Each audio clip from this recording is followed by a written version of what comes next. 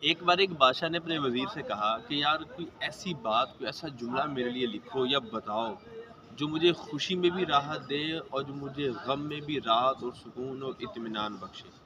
وزیر نے کچھ وقت لیا اور کچھ وقت کے بعد وہ ایک ایسا خوبصورت جملہ لکھ کر لایا جو نہ کہ صرف اس بادشاہ کے لیے کارآمد تھا بلکہ میرے اور آپ کے لیے بھی بہترین ثابت ہوگا۔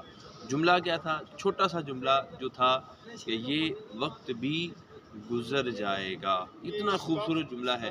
اگر آپ غمگین ہوں اس جملے کو یاد کریں تو آپ کو راحت محسوس ہوگی کہ یار یہ وقت بھی گزر جائے گا، دکھ ٹل جائیں گے، پریشانی رفع ہو جائے گی۔ اور اگر آپ خوش ہوں، بہت زیادہ خوش ہوں، تب بھی اس جملے کو یاد کریں گے تو خوشی تھوڑی ماند پڑے گی، پھر ہم آپے سے باہر نہیں ہوں گے، ہم اللہ کو یاد کریں گے۔ خوشی میں خدا کو بھول جانے کی جو عادتیں ہیں اس سے بھی بچنے کو ملے گا۔ تو یہ جملہ کہیں لکھ لیجئے کہ یہ وقت بھی گزر جائے گا۔